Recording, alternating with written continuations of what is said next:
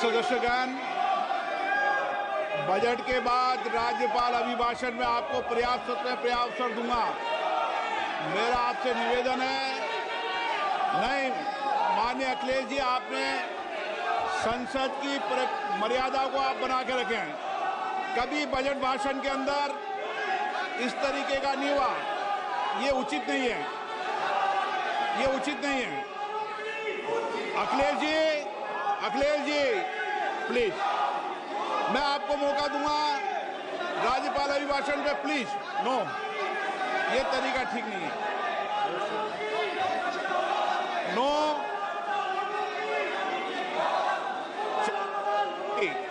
राज्यपाल अभिभाषण पे चर्चा होगी। नो तरीका। Honorable Speaker, I present the budget for 25-26. This budget continues our government's efforts to A. Accelerate growth, B. Secure inclusive development, C. Invigorate private sector investments, D. Uplift household sentiments, and E. Enhance spending power of India's rising middle class. Together, we embark on a journey to unlock our nation's tremendous potential for greater prosperity and global positioning under the leadership of Honorable Prime Minister Shri Narendra Modi.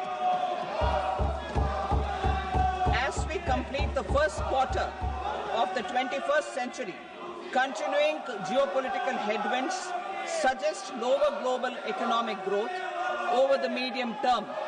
However, our aspiration for a Vikasit Bharat inspires us, and the transformative work we have done during our government's first 2 terms guides us to march forward resolutely.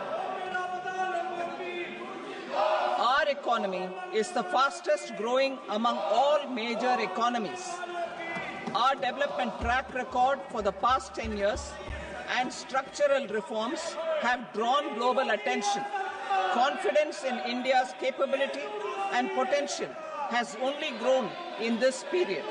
We see the next 5 years as a unique opportunity to realize Sabka Vikas, stimulating balanced growth of all regions. The great Telugu poet and playwright Gurujada Apparao had said, "Deshamante matti kadoy, deshamante manushuloy," meaning a country is not just its soil, a country is its people.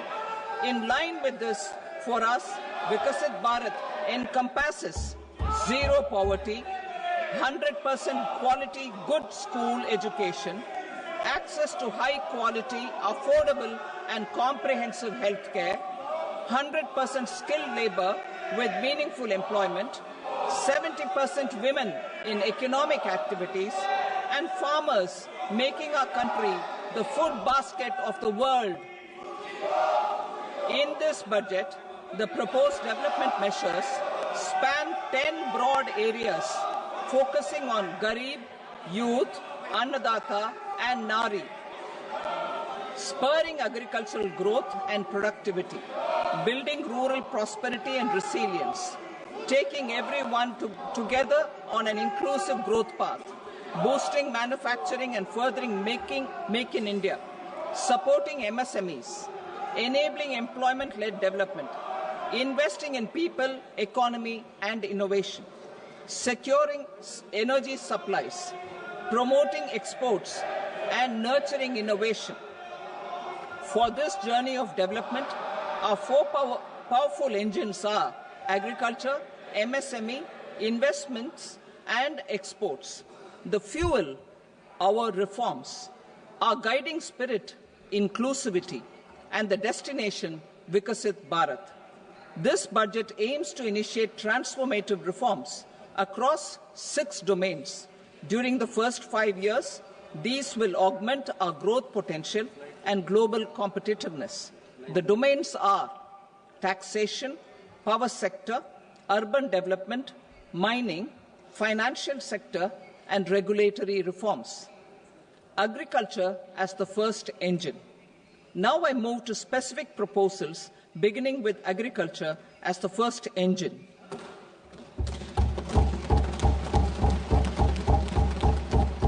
Prime Minister Dhan Dhanya Krishi Yojana, Developing Agri-Districts Program. Motivated by the success of the Aspirational District Program, our government will undertake a Prime Minister Dhan Dhanya Krishi Yojana in partnership with states. Through the convergence of existing schemes and specialized measures, the program will cover 100 districts with low productivity, moderate crop intensity, and below average credit parameters. It aims to 1. Enhance agricultural productivity, 2.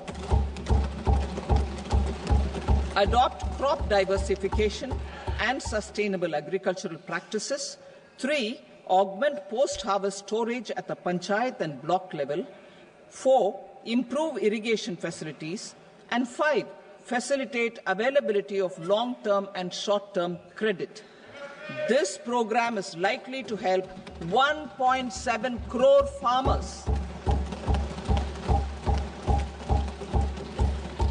Building rural prosperity and resilience. A comprehensive multi-sectoral rural prosperity and resilience program will be launched in partnership with the states. This will address underemployment in agriculture through skilling, investment, technology, and invigorating the rural economy. The goal is to generate ample opportunities in rural areas so that migration is an option but not a necessity. The program will focus on rural women, young farmers, rural youth, marginal and small farmers, and landless families. The details are in Annexure A. Domestic best practices will be incorporated, and appropriate technical and financial assistance will be sought from multilateral development banks. In Phase 1, 100 developing agri-districts will be covered. Atmanirbharta in pulses. Our government is implementing the National Mission for Edible Oilseed for achieving Atmanirbharta in edible oils. Our farmers have the capability to grow enough for our needs and more. 10 years ago, we made concerted efforts and succeeded in achieving near self-sufficiency in pulses. Farmers responded to the need by increasing the cultivated area by 50%, and government arranged for procurement and remunerative prices. Since then, with rising incomes and better affordability, our consumption of pulses has increased significantly. Our government will now launch a 6-year mission for Atmanirbharta in pulses with a special focus on Tuar, Urad and Masoor. Details are in Annexure B. Central agencies such as NAFED and NCCF will be ready to procure these 3 pulses as much as offered during the next 4 years from farmers who register with these agencies and enter into agreements. Comprehensive program for vegetables and fruits. It is encouraging that our people are increasingly becoming aware of their nutritional needs. It is a sign of a society becoming healthier. With rising income levels, the consumption of vegetables, fruits, and Sri Anna is increasing significantly. A comprehensive program to promote production, efficient supplies, processing, and remunerative prices for farmers will be launched in partnership with the states. Appropriate institutional mechanisms for implementation and participation of farmer producer organizations and cooperatives will be set up. Makhana Board in Bihar. For this, there is a special opportunity for the people of Bihar. A Makhana Board will be established in the state to improve production, processing, value addition, and marketing of makhana. The people engaged in these activities will be organized into FPOs. The board will provide hand-holding and training support to makhana farmers and will also work to ensure they receive the benefits of all relevant government schemes. A national mission on high-yielding seeds will be launched, aimed at 1. Strengthening research ecosystem, 2. Targeted development and propagation of seeds with high yield, pest resistance, and climate resilience, and 3. Commercial availability of more than 100 seed varieties released since July 2024. India ranks second largest globally in fish production and aquaculture. Seafood exports are valued at 60,000 crore rupees. To unlock the untapped potential of the marine sector, our government will bring in an enabling framework for sustainable harnessing of fisheries from Indian exclusive economic zone and high seas, with a special focus on the Andaman and Nicobar and Lakshadweep Islands. For the benefit of lakhs of cotton growing farmers, I am pleased to announce a mission for cotton productivity. This 5-year mission will facilitate significant improvements in productivity and sustainability of cotton farming and promote extra long staple cotton varieties. The best of science and technology support will be provided to farmers.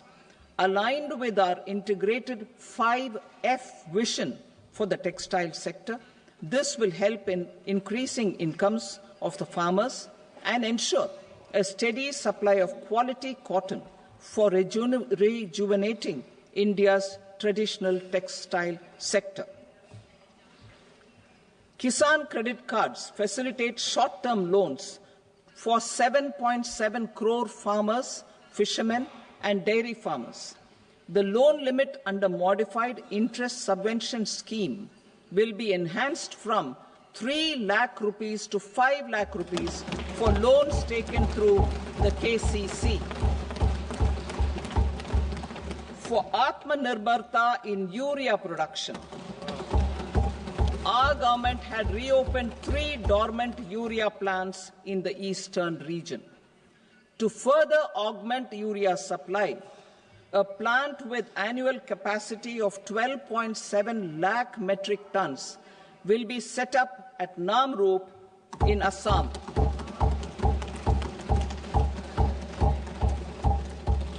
India Post, with 1.5 lakh rural post offices, complemented by the India Post Payment Bank and a vast network of 2.4 lakh Dak Sevaks, will be repositioned to act as a catalyst for the rural economy.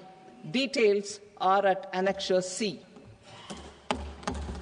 India Post will also be transformed as a large public logistics organization. This will meet the rising needs of Vishwakarmas, new entrepreneurs, women, self-help groups, MSMEs, and the large business organizations. Our government will provide support to NCDC for its lending operations for the cooperative sector. MSMEs as the second engine. Now I move to MSMEs as the second engine, which encompasses manufacturing and services with a focus on MSMEs numbering 5.7 crores. Currently, over 1 crore registered MSMEs, employing 7.5 crore people and generating 36% of our manufacturing, have come together to position India as a global manufacturing hub. With their quality products,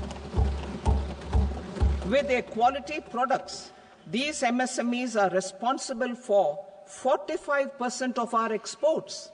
To help them achieve higher efficiencies of scale, technological upgradation, and better access to capital, the investment and turnover limits for classification of all MSMEs will be enhanced to 2.5 and 2 times respectively. This will give them the confidence to grow and generate employment for our youth. The details are given in Annexure D. To improve access to credit, the credit guarantee cover will be enhanced.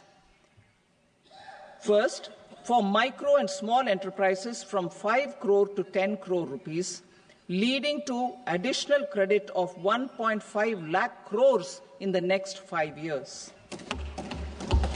Second, for startups from 10 crore rupees to 20 crore rupees, with the guarantee fee being moderated to 1% for loans in 27 focus sectors which are important for Atmanirbhar Bharat.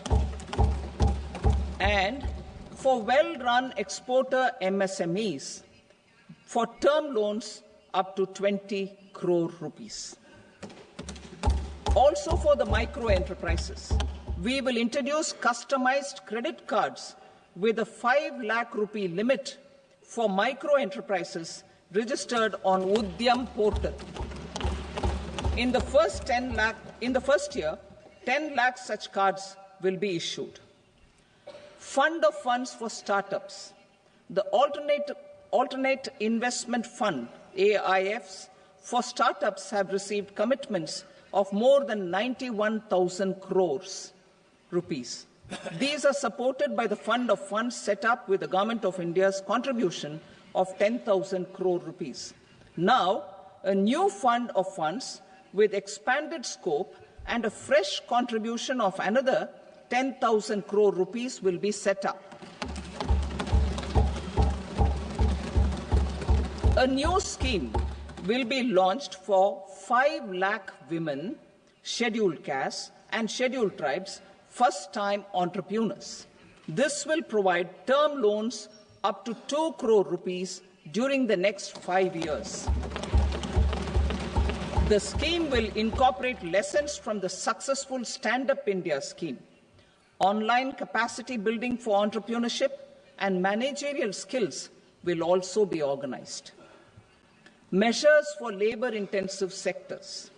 To promote employment and entrepreneurship opportunities in labor-intensive sectors, our government will undertake specific policy and facilitation measures. To enhance the productivity, quality, and competitiveness of India's footwear and leather sector, a focus product scheme will be implemented. The scheme will support design capacity, component manufacturing, and machinery required for production of non-leather quality footwear, besides the support for leather footwear and products. The scheme is expected to facilitate employment for 22 lakh persons, generate over 4 lakh crore rupees, and exports of over 1.1 lakh crore rupees. Measures for the toys sector. Building on the National Action Plan for Toys, we will implement a scheme to make India a global hub for toys. The scheme will focus on development of clusters, skills, and a manufacturing ecosystem that will create high-quality, unique, innovative, and sustainable toys that will represent the Made in India brand. Support for food processing. In line with our commitment towards Purvodaya, we will establish a National Institute of Food Technology, Entrepreneurship and Management in Bihar.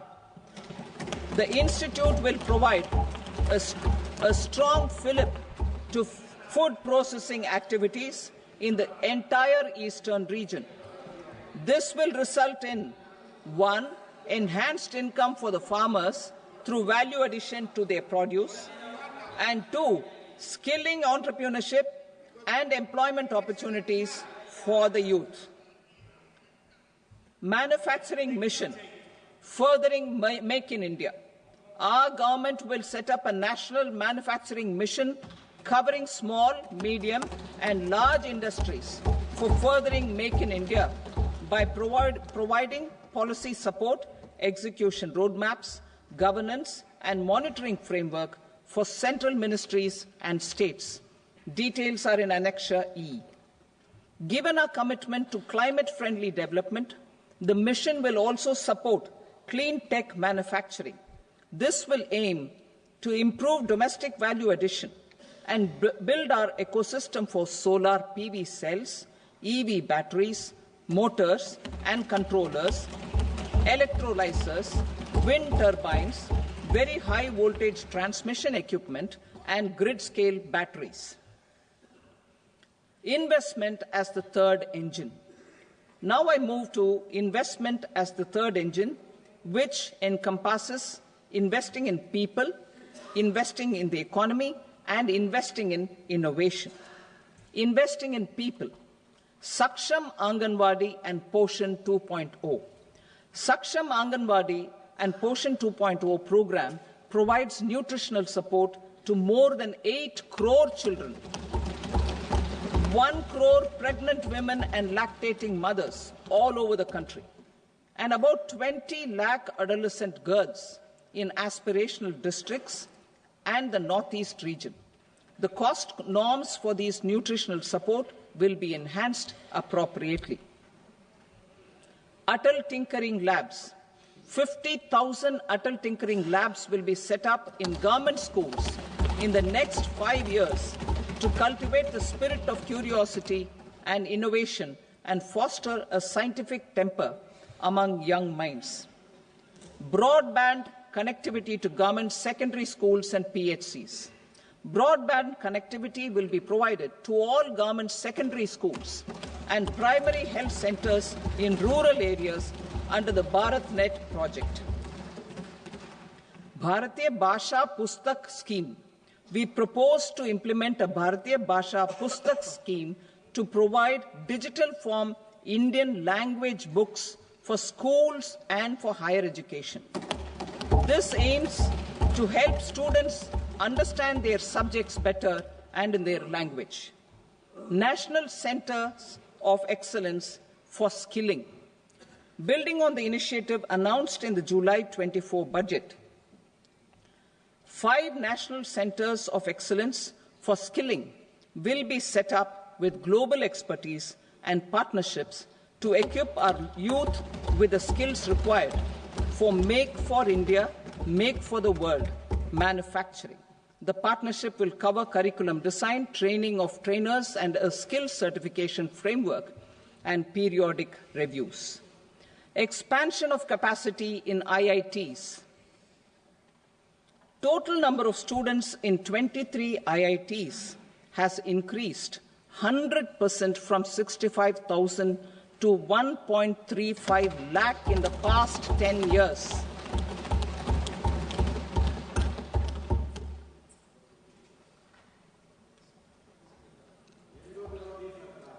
Additional infrastructure will be created in the 5 IITs started after 2014 to facilitate education for 6,500 more students. Hostel and other infrastructure capacity at IIT Patna will also be expanded.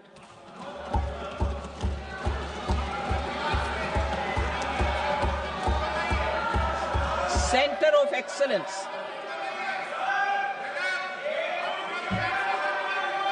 Center of Excellence in AI for Education. I had announced 3 centers of excellence in artificial intelligence for agriculture, health, and sustainable cities in 2023. Now a center of excellence in artificial intelligence for education will be set up with a total outlay of 500 crores. Expansion of medical education. Our government has added almost 1.1 lakh undergraduate and postgraduate medical education seats in 10 years, an increase of 130%. In the next year, 10,000 additional seats will be added in medical colleges and hospitals towards the goal of adding 75,000 seats in the next 5 years. Daycare cancer centers in all district hospitals. Our government will facilitate setting up of daycare cancer centers in all district hospitals in the next 3 years. 200 centers will be established in 25-26 itself. Strengthening urban livelihoods. Our government has been giving priority to assisting urban poor and vulnerable groups. A scheme for socio-economic upliftment of urban workers will be implemented to help them improve their incomes, have sustainable livelihoods, and a better quality of life. PM Swanidhi scheme has benefited more than 68 lakh street vendors, giving them respite from high-interest informal sector loans. Building on this success, the scheme will be revamped with enhanced loans from banks, UPI-linked credit cards with 30,000 rupees limit, and capacity building support. Social Security Scheme for welfare of online platform workers. Gig workers of online platforms provide great dynamism to the new age services economy. Recognizing their contribution, our government will arrange for their identity cards and registration on the e-Shram portal. They will be provided health care under PM Jan Arogya Yojana. This measure is likely to assist nearly 1 crore gig workers.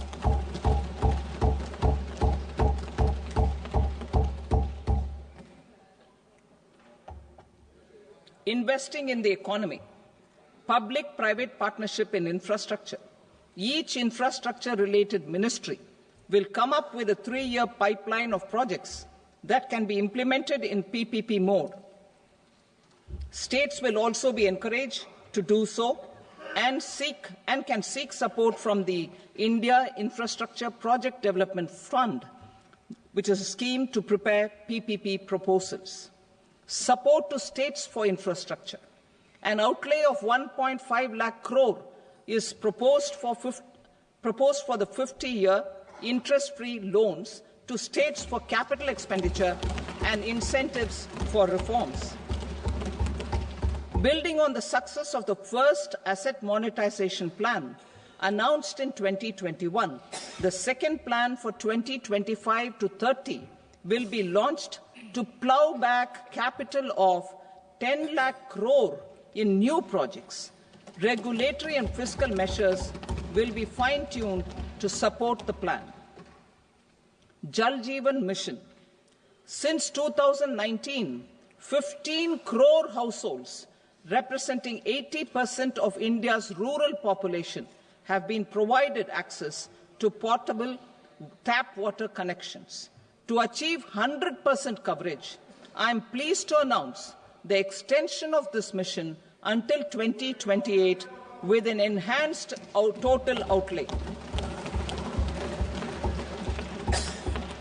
The mission's focus will be on the quality of infrastructure and O&M of rural piped water supply schemes through Jan Bhagidari.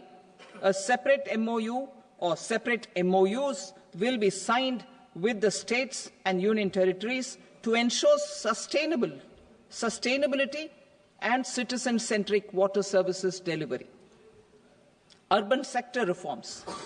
Building on the July budget proposals, urban sector reforms related to governance, municipal services, urban land and planning will be incentivized. Urban Challenge Fund. The government will set up an Urban Challenge Fund of 1 lakh crore rupees to implement the proposals for cities as growth hubs, creative redevelopment of cities, and for water and sanitation purposes announced in the July budget. This fund will finance up to 25% of the cost of bankable projects, with a stipulation that at least 50% of the cost is funded from bonds, bank loans, and PPPs. An allocation of 10,000 crore is proposed in 2025-26. Power sector reforms. We will incentivize electricity distribution reforms and augmentation of intra-state transmission capacity by states. This will improve financial health and capacity of electricity companies. Additional borrowing of 0.5% of GSDP will be allowed to states contingent on these reforms. Nuclear energy mission for Vikasit Bharat. Development of at least 100 gigawatt of nuclear energy by 2047 is essential for our energy transition efforts. For an active partnership with the private sector towards this goal, amendments to the Atomic Energy Act and the Civil Liability for Nuclear Damage Act will be taken up. A nuclear energy mission for research and development of small modular reactors with an outlay of 20,000 crore will be set up. At least 5 indigenously developed small modular reactors will be operationalized by 2033. Shipbuilding. The shipbuilding financial assistance policy will be revamped to address cost disadvantages. This will also include credit notes for shipbreaking in Indian yards to promote the circular economy. Large ships above a specified size will be included in the infrastructure harmonized master list. Shipbuilding clusters will be facilitated to increase the range, categories, and capacity of ships. This will include additional infrastructure, facilities, skilling, and technology to develop the entire ecosystem. Maritime Development Fund. For long-term financing for the maritime industry, a Maritime Development Fund with a corpus of 25,000 crore rupees will be set up. This will be for distributed support and promoting competition. This will have up to 49% contribution by the government, and the balance will be mobilized from ports and from private sector. UDAN regional connectivity schemes. UDAN has enabled 1.5 crore middle-class people to meet their aspirations for speedier travel. The scheme has connected 88 airports, and operationalized 619 routes. Inspired by that success, a modified UDAN scheme will be launched to enhance regional connectivity to 120 new destinations and carry 4 crore passengers in the next 10 years. 4 crore additional passengers in the next 10 years. The scheme will also support helipads and smaller airports in hilly, aspirational, and northeast regional districts. Greenfield airports will be facilitated in Bihar to meet the future needs of the state. These will be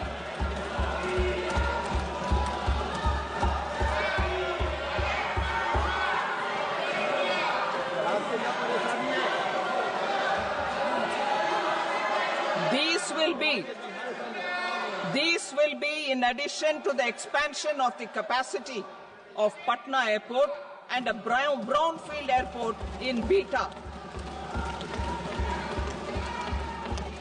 Western Kosi Canal project in Mithilanchal.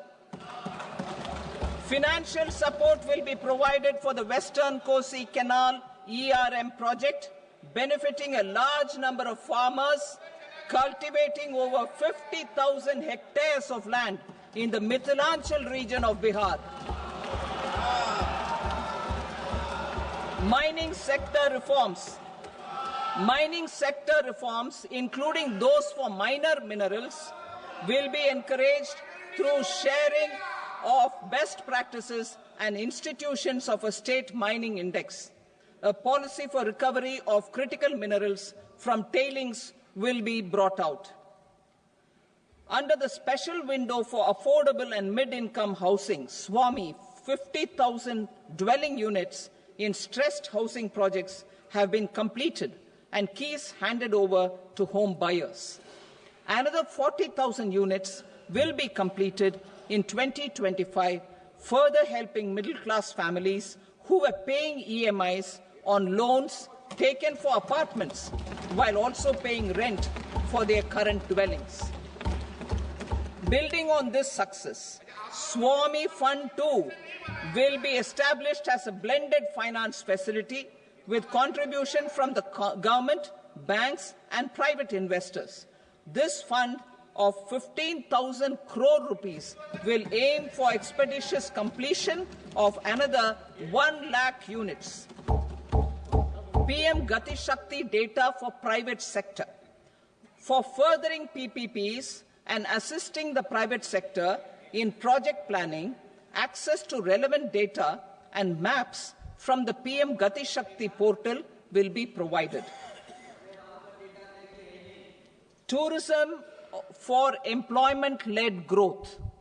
Top 50 tourist destination sites in the country will be developed in partnership with states through a challenge mode. Land for building key infrastructure will have to be provided by the states. Hotels in these destinations will be included in the infrastructure harmonized list. The following measures will be taken for facilitating employment-led growth: organizing intensive skill development programs for our youth, including in institutes of hospitality management, providing mudra loans for homestays, improving ease of travel and connectivity to tourist destinations, providing performance-linked incentives to states for effective destination management, including tourist amenities, cleanliness and marketing efforts, and introducing streamlined e-visa facilities along with visa fee waivers for certain tourist groups. Continuing with the emphasis on places of spiritual and religious significance, in the July budget, there will be a special focus on destinations related to the life and times of Lord Buddha. Medical tourism and heal in India. Medical tourism and heal in India will be promoted in partnership with the private sector, along with capacity building and easier visa norms. Investing in innovation. To implement private sector-driven research, development and innovation initiatives announced in the July budget, I am now allocating 20,000 crore rupees for this purpose.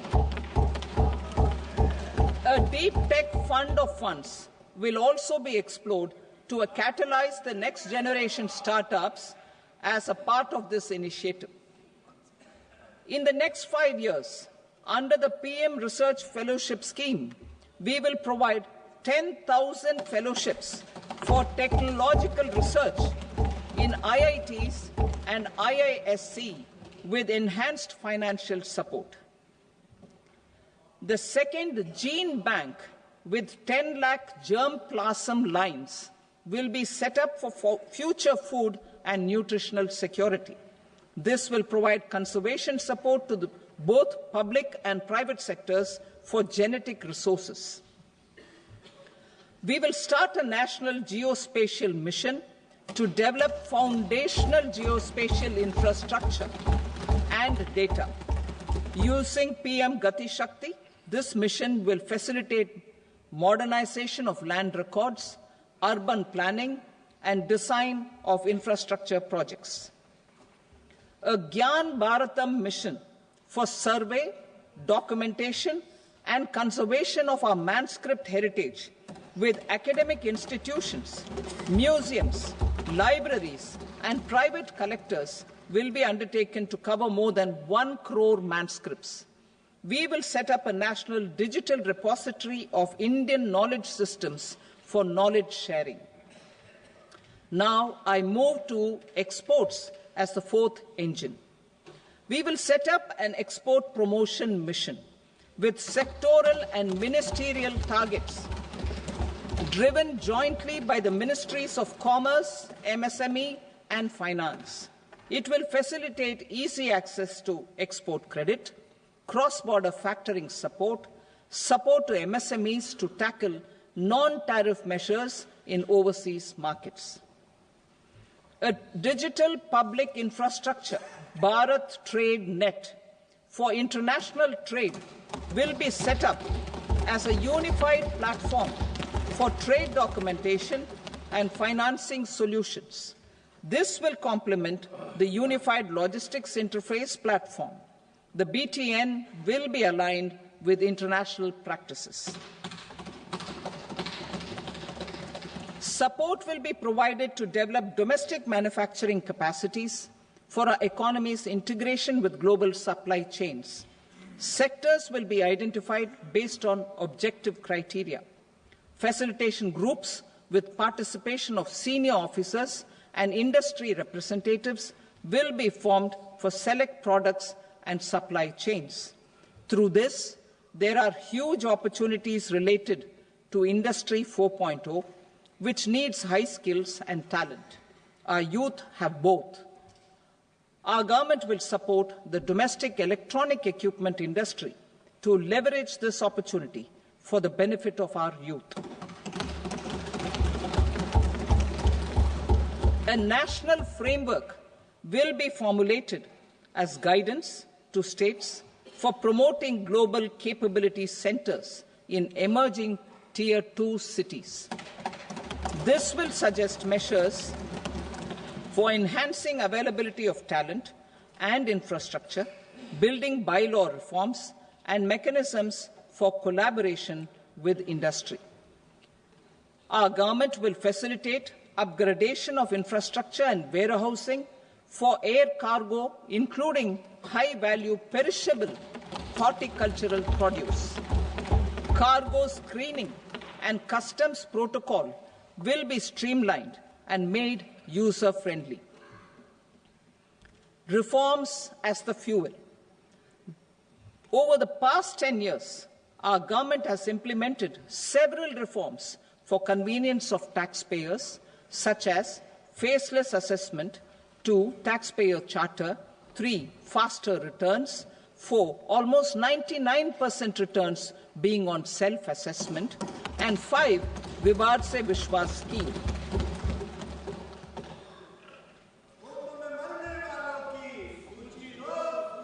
Continuing these efforts, I reaffirm the commitment of the Tax Department to trust first, scrutinize later. I also propose to introduce the new income tax bill next week. I will detail the indirect tax reforms and changes in direct taxes in Part B. Financial sector reforms. The FDI limit for the insurance sector will be raised from 74 to 100%. This enhanced limit will be available for those companies which invest the entire premium in India. The current guardrails and conditionalities associated with foreign investment will be reviewed and simplified. The services of India Post Payment Bank will be deepened and expanded in rural areas. NABFID will set up a partial credit enhancement facility for corporate bonds for infrastructure. Public sector banks will develop Grameen Credit Score framework to serve the credit needs of SHG members and people in rural areas. A forum for regulatory coordination and development of pension products will be set up. To implement the earlier announcement on simplifying the KYC processes, the revamped Central KYC Registry will be rolled out in 2025. We will also implement a streamlined system for periodic updating. Requirements and procedures for speedy approval of company mergers will be rationalized. The scope for fast-track mergers will also be widened and the process made simpler. As proposed in the interim budget, we signed bilateral investment treaties with 2 countries in 2024. To encourage sustained foreign investment and in the spirit of First Develop India, the current model BIT will be revamped and made more investor-friendly. In the last 10 years, in several aspects, including financial and non-financial, our government has demonstrated a steadfast commitment to ease of doing business. We are determined to ensure that our regulations must keep up with technological innovations and global policy developments. A light-touch regulatory framework based on principles and trust will unleash productivity and employment. Through this framework, we will update regulations that were made under old laws. To develop this modern, flexible, people-friendly and trust-based regulatory framework appropriate for the 21st century, I propose 4 specific measures. A high-level committee for regulatory reforms will be set up for a review of all non-financial sector regulations, certifications, licenses, and permissions. The committee will be expected to make recommendations within a year. The objective is to strengthen trust-based economic governance and take transformational measures to enhance ease of doing business, especially in matters of inspection and compliances. States will be encouraged to join in this endeavour. An investment friendliness index of states will be launched in 2025 to further the spirit of competitive, cooperative federalism. Under the Financial Stability and Development Council, a mechanism will be set up to evaluate impact of the current financial regulations and subsidiary instructions. It will also formulate a framework to enhance their responsiveness and development of the financial sector. In the Jan Vishwas Act 2023, more than 180 legal provisions were decriminalized. Our government will now bring up the Jan Vishwas Bill 2.0 to decriminalize more than 100 provisions in various laws. I now move to fiscal policy. In the July budget, I had committed to staying the course for fiscal consolidation. Our endeavour will be to keep the fiscal deficit each year such that central government debt remains on a declining path as a percentage of the GDP. The roadmap for the next 6 years has been detailed in the FRBM statement. Revised estimates for 2024-25. The revised estimate of the total receipts other than borrowings is 31.47 lakh crore rupees, of which the net tax receipts are 25.57 lakh crore rupees. The revised estimate of the total expenditure is 47.16 lakh crore rupees, of which the capital expenditure is about 10.18 lakh crore rupees. The revised estimate of the fiscal deficit is 4.8% of the GDP.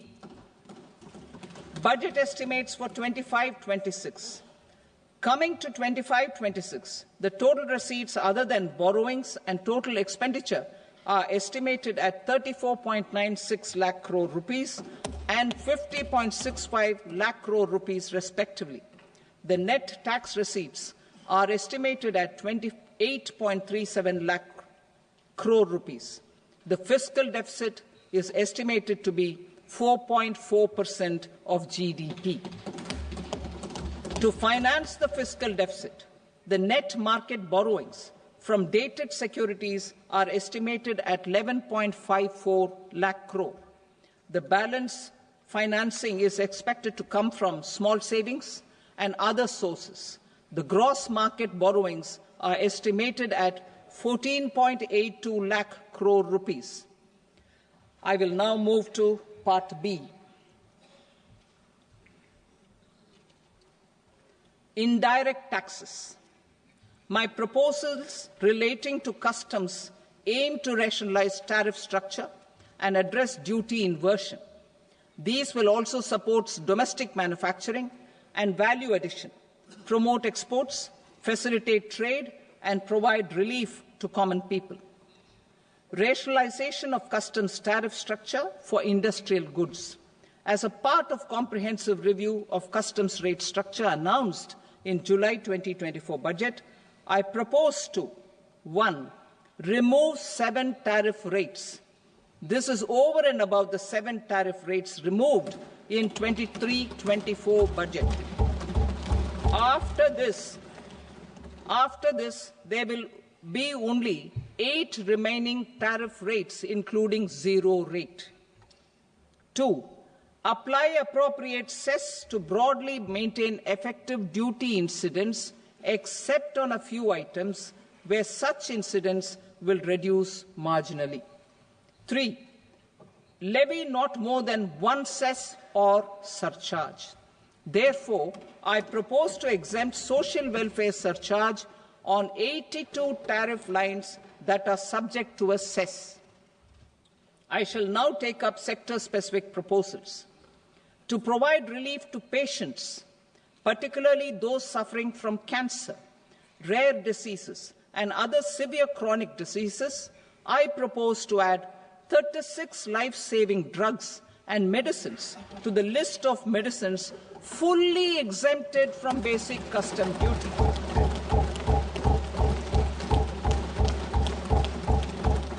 I also propose to add 6 life-saving medicines to the list attracting concessional custom duty of 5%. Full exemption and concessional duty will also respectively apply on the bulk drugs for manufacture of the above. Specified drugs and medicines under patient assistance programs run by the pharmaceutical companies are fully exempt from BCD, provided the medicines are supplied free of cost to the patients. I propose to add 37 more medicines along with 13 new patient assistance programs. Support to domestic manufacturing and value addition. Critical minerals. In the July 2024 budget, I had fully exempted BCD on 25 critical minerals that are not domestically available. I had also reduced BCD of 2 other such minerals to provide a major fillip to their processing, especially by MSMEs. Now, I propose to fully exempt cobalt powder and waste, the scrap of lithium-ion battery, lead, zinc, and 12 more critical minerals. This will help secure their availability for manufacturing in India and promote more jobs for our youth. To promote domestic production of technical textile products such as agro-textiles, medical textiles, and geotextiles at competitive prices, I propose to add 2 more types of shuttle-less looms to the list of fully exempted textile machinery. I also propose to revise the BCD rate on knitted fabrics covered by 9 tariff lines from 10 or 20 to 20% or 115 rupees per kg, whichever is higher. Electronic goods.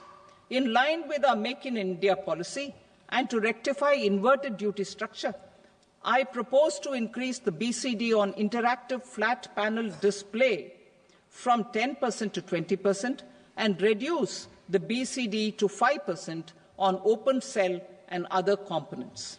In 23-24 budget, for the manufacture of open cells of LCD, LED TVs, I had reduced the BCD on parts of open cells from 5% to 2.5%. To further boost the manufacture of such open cells, the BCD on these parts will now stand exempted. Lithium-ion battery. To the list of exempted capital goods, I propose to add 35 additional capital goods for EV battery manufacturing and 28 additional capital goods for mobile phone battery manufacturing.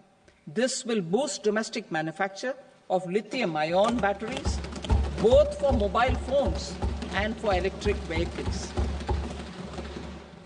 Shipping sector. Considering that shipbuilding has a long gestation period, I propose to continue the exemption of BCD on raw materials, components, consumables, or parts for the manufacture of ships for another 10 years.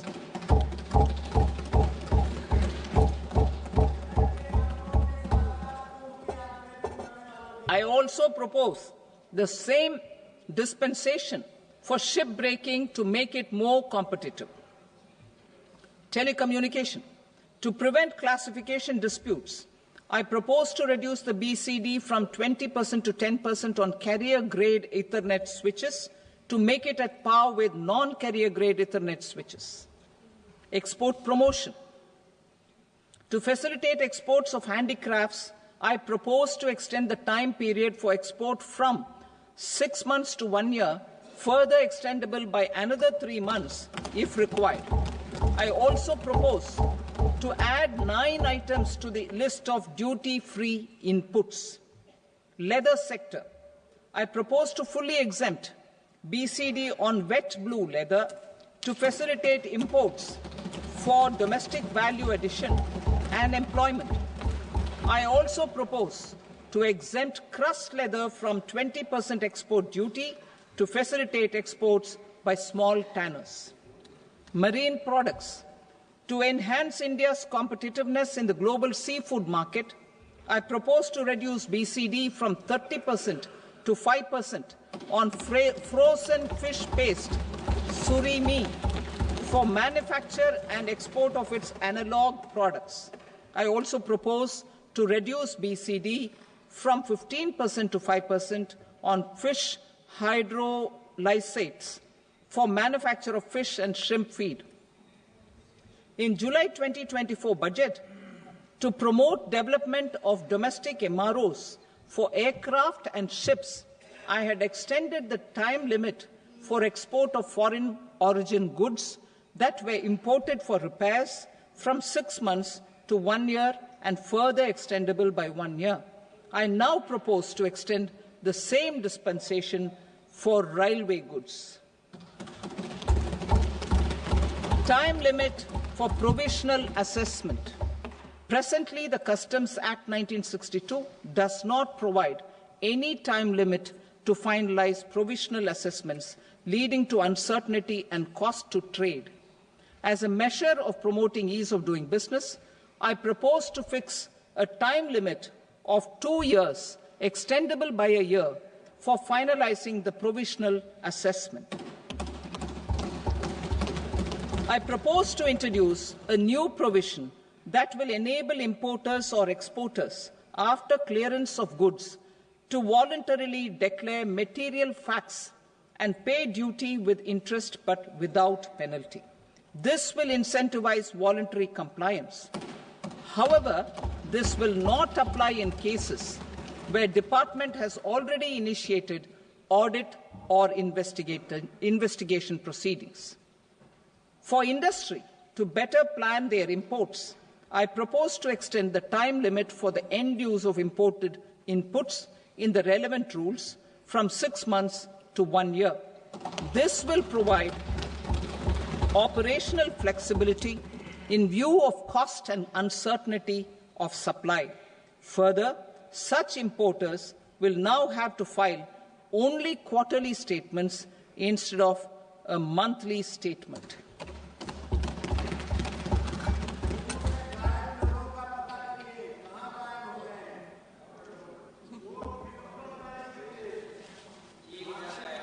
I now come to my direct tax proposals.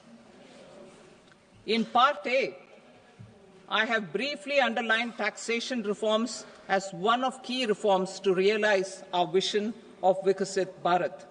In respect of criminal law, our government had earlier ushered in Bharatiya Nyaya Sanhita, replacing Bharatiya Danda Sanhita. I am happy to inform this august House and the country that for new income tax bill will carry forward the same spirit of Nyaya in its drafting as well. The new bill will be clear and direct in text, with close to half of the present law in terms of both chapters and words. It will be simple to understand for taxpayers and tax administrators, leading to tax certainty and reduced litigation. Reforms, however, are not a destination. They are means to achieve good governance for our people and economy.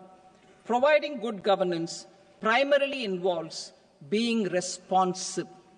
The Tirukural captures this in verse 542, which reads, "Vaanokki vaazhum ulagallam, mannavan kol nokki vaazhum kudi," meaning, just as the living beings live expecting rains, citizens live expecting good governance. Our government is committed to keeping an ear to the ground and a finger on the pulse and responding while balancing our national building efforts.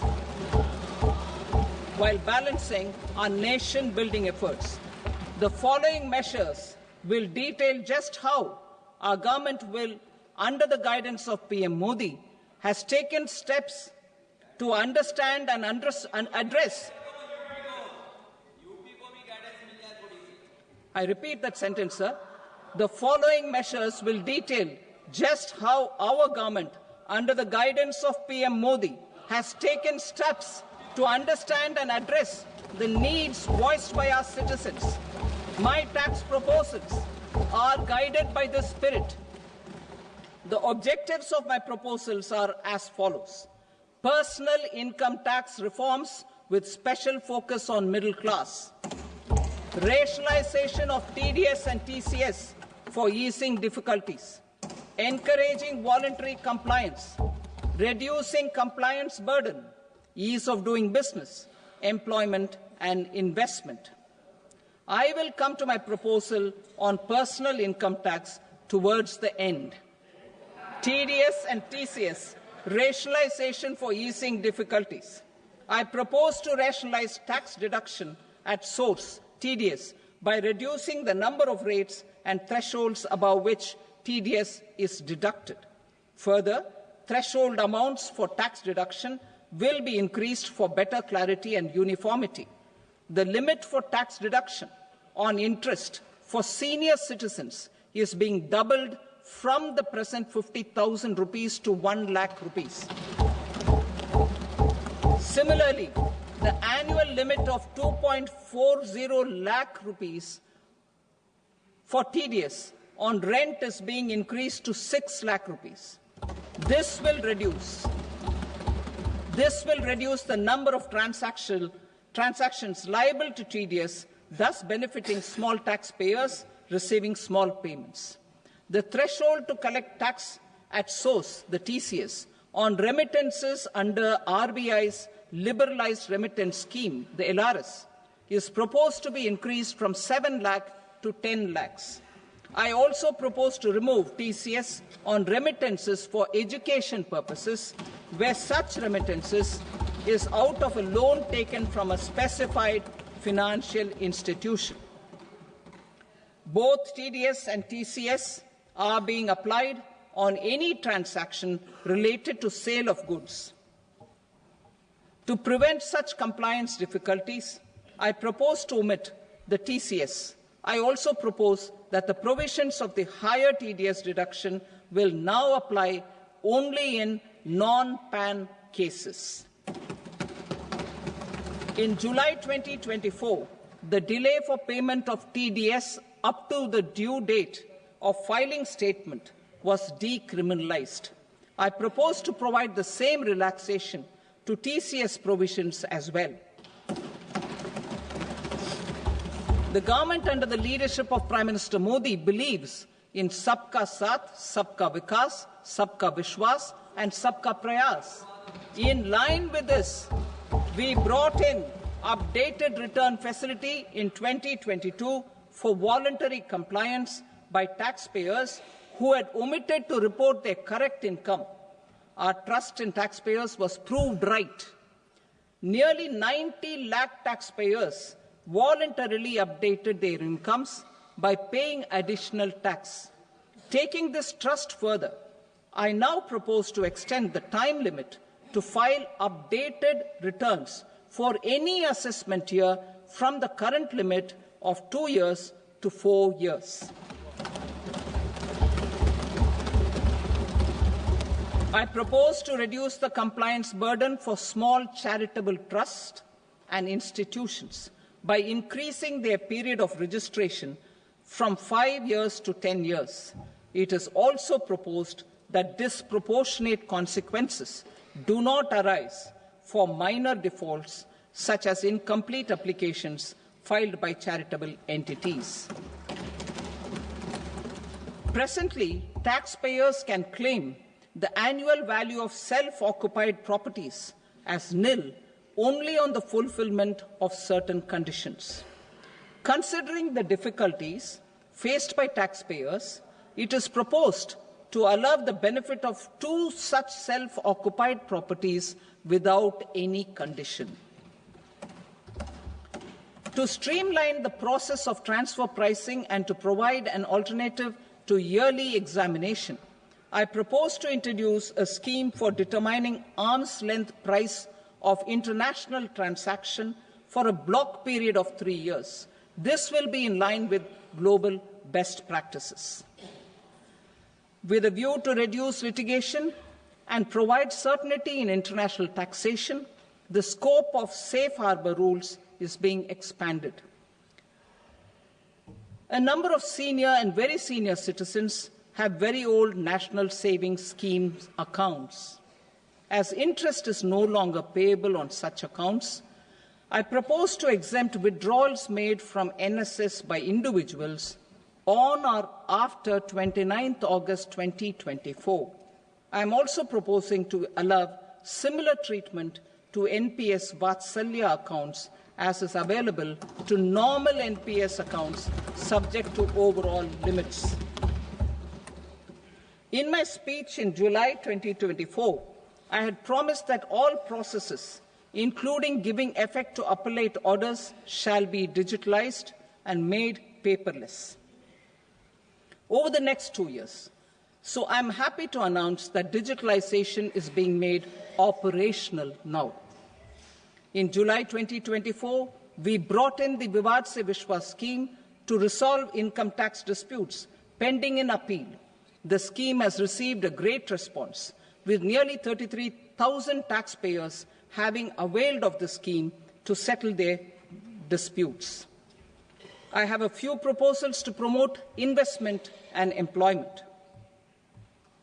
It is proposed to provide a presumptive taxation regime for non-residents who provide services to a resident company that is establishing or operating an electronics manufacturing facility. I further propose to introduce a safe harbor for tax certainty for non-residents who store components for supply to specified electronics manufacturing units. Presently, the tonnage tax scheme is available only to sea-going ships.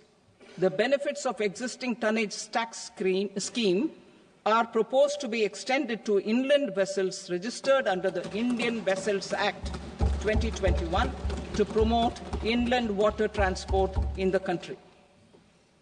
Extension for incorporation of startups. We continue to support the Indian startup ecosystem. I propose to extend the period of incorporation by 5 years to allow the benefit available to startups which are incorporated before 1/4/2030. In order to attract and promote additional activities in the IFSC, I am inter alia proposing specific benefits to ship leasing units, insurance offices, and treasury centers of global companies which are set up in IFSC. Further, to claim benefits, the cut-off date for commencement in IFSC has also been extended by 5 years to 31/3/2030. Category 1 and Category 2 AIFs are undertaking investments in infrastructure and other such sectors.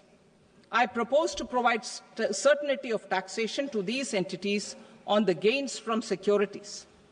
to promote funding from sovereign wealth funds and pension funds to the infrastructure sector, I propose to extend the date of making an investment by 5 more years up to 31st March 2030.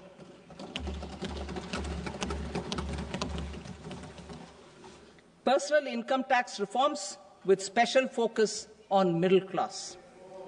Democracy, demography, and demand are the key support pillars in our journey towards Vikasit Bharat. The middle class provides strength for India's growth. This government, under the leadership of Prime Minister Modi, has always believed in the admirable energy and ability of the middle class in nation building. In recognition of their contribution,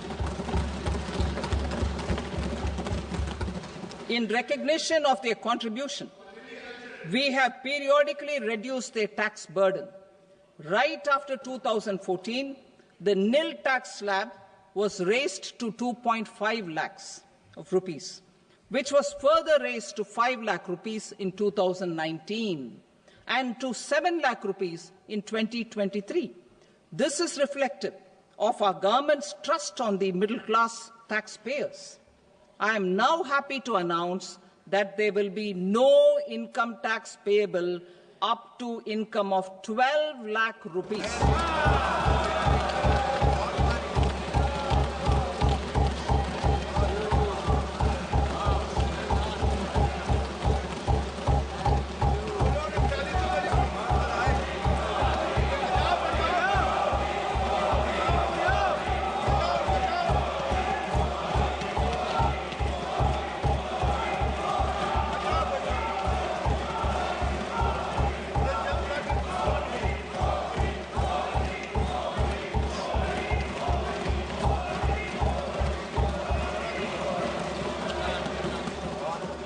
So, average income of 1 lakh per month, other than the special rate income such as capital gains, under the new regime. This limit will be 12.75 lakh for salaried taxpayers due to the standard deduction of 75,000. Slabs and rates are being changed across the board to benefit all taxpayers. The new structure will substantially reduce the taxes of the middle class and leave more money in their hands, boosting household consumption, savings, and investment. In the new tax regime, I propose to revise tax rate structures as follows: 0 to 4 lakh rupees nil, 4.8 lakh rupees to 4 to 8 lakh rupees 5%, 8 to 12 lakh rupees 10%, 12 to 16 lakh rupees 15%, 16 to 20 lakh rupees 20%, 20 to 24 lakh rupees 25%, and above 24 lakh rupees 30%. To taxpayers up to 12 lakh of normal income, other than special rate income such as capital gains. I read that again. To taxpayers up to 12 lakh of income, other than special rate income such as capital gains, tax rebate is being provided in addition to the benefit due to slab rate reduction in such a manner that there is no tax payable by them. The total tax benefit of slab rate changes and rebate at different income levels can be illustrated with a few examples. A taxpayer in the new regime with an income of 12 lakh rupees will get a benefit of 80,000 rupees in tax, which is 100% of tax payable as per the existing rates. A person having income of 18 lakh rupees will get a benefit of 70,000 rupees in tax, that is 30% of tax payable as per existing rates. A person with an income of 25 lakh gets a benefit of 1,10,000 rupees, that is 25% of his tax payable as per existing rates. Details of my tax proposals are given in the annexure. As a result of these proposals, Honourable Speaker, sir, revenue of about 1 lakh crore in direct taxes and 2,600 crores in indirect taxes will be foregone. Mr. Speaker, sir, with this, I commend the budget to this august House.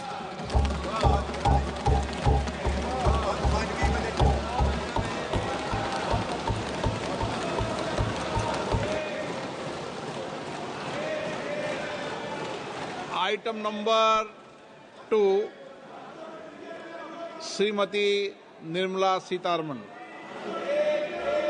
Sir, with your permission, I rise to lay on the table the following statements under Section 3(1) of the Fiscal Responsibility and Budget Management Act 2003.